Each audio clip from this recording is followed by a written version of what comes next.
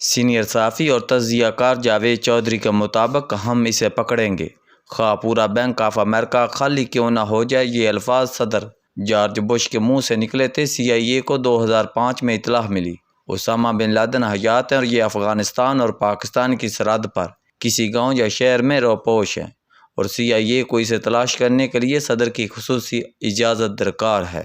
کیونکہ آپریشن کے لیے رقم چاہیے تھی اور یہ رقم صرف صدر فراہم کر سکتا تھا، لہذا CIA کا چیف صدر کے پاس چلا گیا۔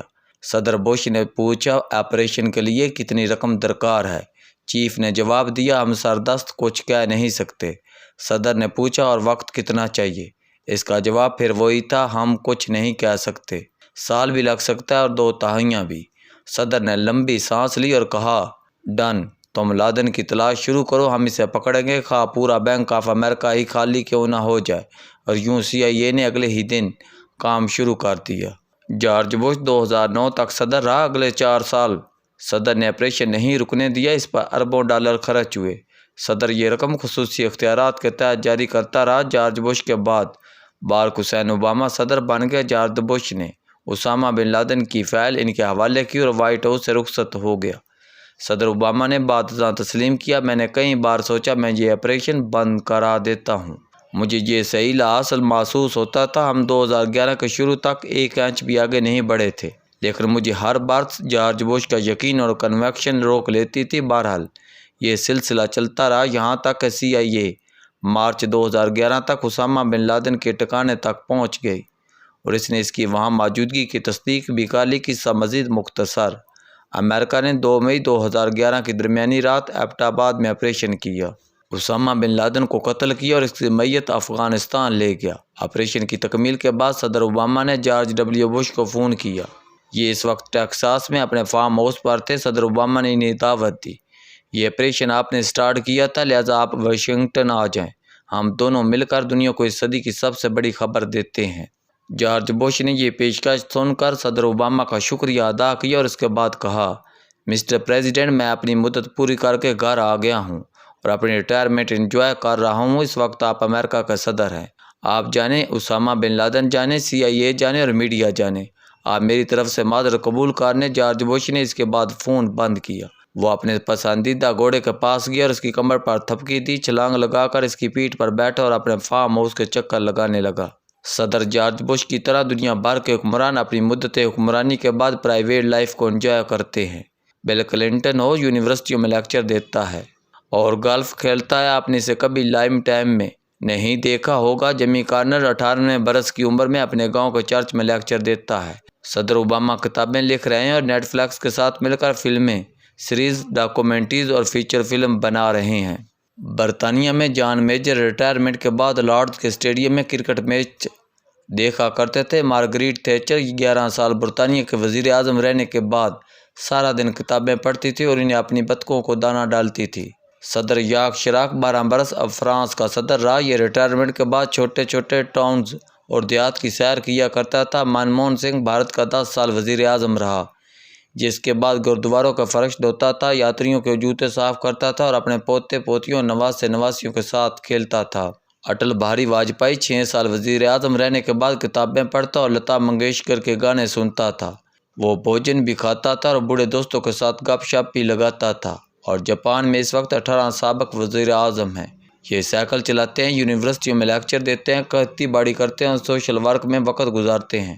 جبکہ اس کے مقابلے میں پاکستان میں کیا ہوتا ہے؟ ہمارے وزیر اعظم کے پاس صرف 2 آپشن ہوتے ہیں، اقتدار اور جیل۔ آپ اقتدار میں رہیں گے یا پھر سیدھے جیل جائیں گے۔ آپ ایک دن وزیر اعظم ہوتے ہیں اور اگلے دن C کلاس میں نیچے فرش پر لیٹے ہوتے ہیں، اور آپ اگر خوش قسمتی سے جیل سے بھی بچ جائیں تو بھی آپ کو عدالتوں اور مقدمات کی ذلت ضرور دیکھنی پڑتی ہے، اور اس ذلت کے دوران سابق وزیر اعظم یہ فیصلہ کر لیتے ہیں مجھے اب کچھ بھی کرنا پڑے، میں اقتدار میں واپس آؤں گا اور ان تمام لوگوں کو ناک لکیریں نکلواؤں گا جنہوں نے مجھے ذلیل کیا، اور یوں یہ میوزیکل چیئر دوبارہ شروع ہو جاتی ہے۔ آپ کسی دن پاکستان کی تاریخ کا جائزہ لیں، آپ حیران رہ جائیں گے۔ مثلاً آپ دیکھیں ذوالفقار علی بھٹو کے ساتھ کیا ہوا تھا۔ وہ ایک وقت میں عالم اسلام کے سب سے بڑے لیڈر تھے۔ انہوں نے لاہور میں اسلامک سمٹ بلا کر مسلم امہ کو اکٹھا کر لیا، اور اس کے بعد وہ جیل پہنچے اور ان کا کیریئر پھانسی گھاٹ پر پہنچ کر ختم ہو گیا۔ جنرل ضیاء الحق طیارے کے حادثے میں مارے گئے۔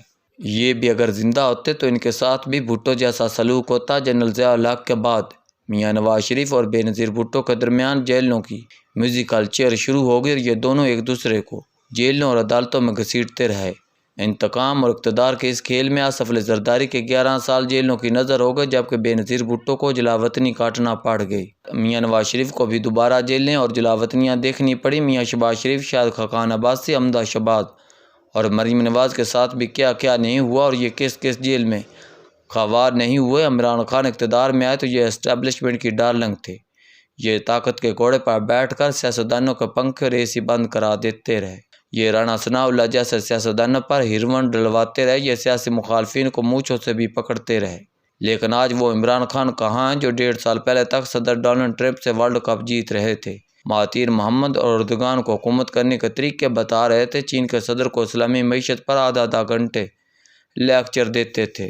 سعودی ولیعہد کی ڈرائیوری میں ایئرپورٹ آتے اور جاتے جو آرمی چیف کو ایکسٹینشن دے رہے تھے۔ صدر عارف علوی کو عارف کہہ کر بلاتے تھے جو پرویز الہی کو پنجاب کا وزیر اعلیٰ بنا رہے تھے۔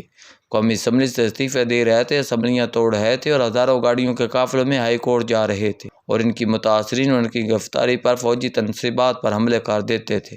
لیکن وہ عمران خان آج کہاں ہیں؟ وہ اڈیالہ جیل کے 11/10 فٹ کے سیل میں ہیں، جہاں بیڈ ہے اور نہ ہی AC اور نہ ہی انہیں گھر کے کھانے کی سہولت دستیاب ہے۔ سیل میں گرمی بھی ہے جس سے بھی لائٹ بھی بار بار بند ہو جاتی ہے، ٹوٹی میں پانی نہیں آتا، سیل میں اوپن واش روم ہے، شاور بھی نہیں، کھانے میں بھی دال روٹی ملتی ہے، جاگنگ اور واکنگ کی سہولت بھی صحیح میسر نہیں، کپتان کے پاس جائے نماز تک بچھانے کی جگہ نہیں۔ لہٰذا اگر چیئرمین کی زندگی کو جنوری 2024، مئی 2022 اور مارچ 2022 4 حصوں میں تقسیم کیا جائے تو اس میں زمین آسمان کا فرق دکھائی دے گا۔